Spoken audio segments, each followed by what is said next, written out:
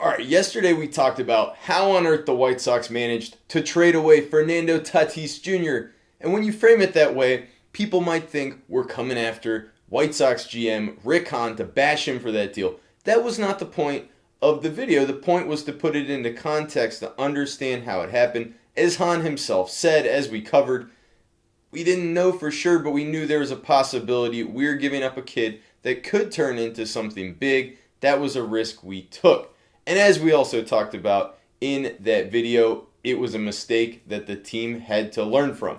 So, did they? What is Hahn's overall track record? We're going to grade him today. I'm Jeff Todd. I'm a writer for MLB Trade Rumors. We are now launching videos on the daily, so please do run down below and subscribe to keep up with all of the new content coming your way. Alright, so I was doing some deep thinking last night about what White Sox fans must have been feeling after watching that James Shields trade happen.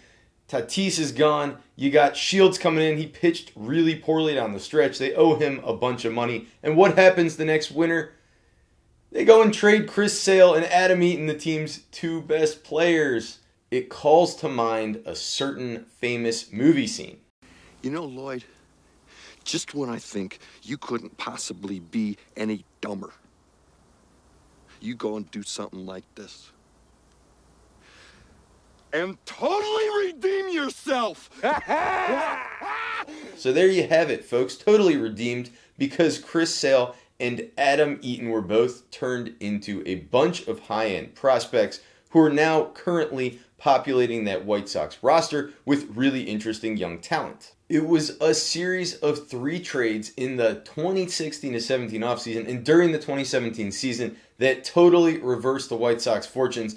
Now remember, they had signed a couple guys to really, really good early career extensions, so they were able to pivot out of competing and turn into a quick turnaround rebuild, unlike some organizations we've seen that got saddled with really expensive older veterans. The White Sox were able to flip Chris Sale onto the Red Sox. They got back Yoan Moncada, Michael Kopech, and more. Then they turned the very next day, or the same day as I recall, in the winter meetings.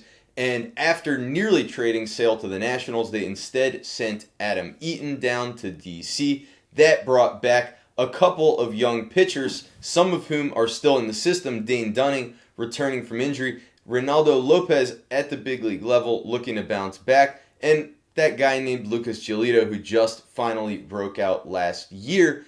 And then at the 2017 deadline, the White Sox made one of those rare crosstown trades. They sent Jose Quintana over to the Cubs, and that brought in Eloy Jimenez and Dylan Cease.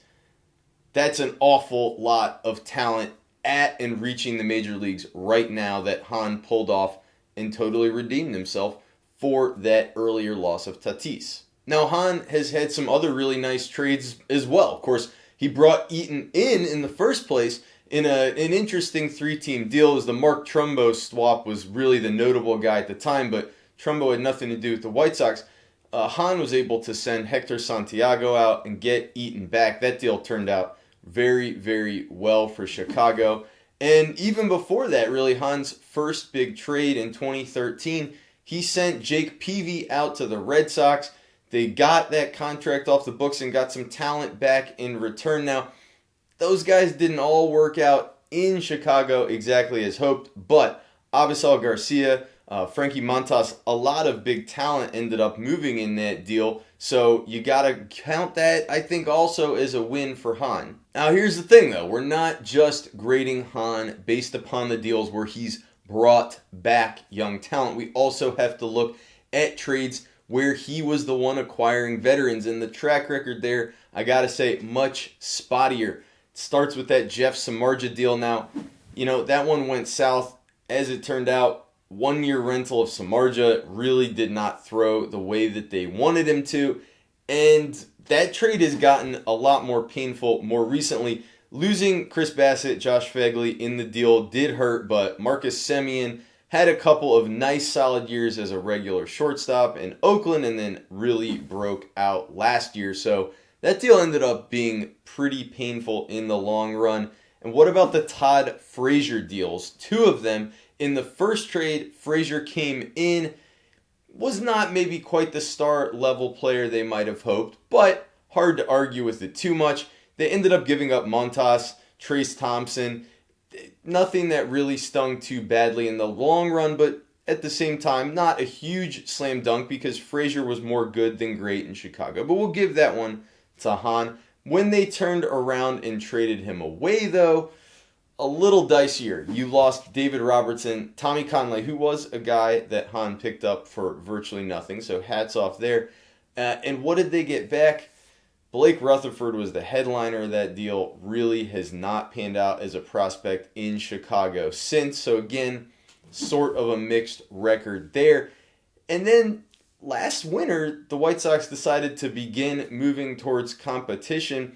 Made a deal that many would look at as a win, but I'm not sure I can really quite see it that way. Reliever Alex Colomé, he did rack up some saves for the White Sox last year, but the peripherals really not that great. They don't support his ERA. We'll see what happens. He's a hard thrower. Maybe he's got something going that is not quite picked up by the metrics, but he's getting paid an awful lot of money to be a good, solid reliever as far as we can tell. That deal cost catcher Omar Narvaez, who, is one of the better hitting catchers in all of baseball. He's since been traded again, so we know he may not be a superstar, but a nice, solid asset. The White Sox could have used him probably this winter to make a trade for a different player had they wanted to.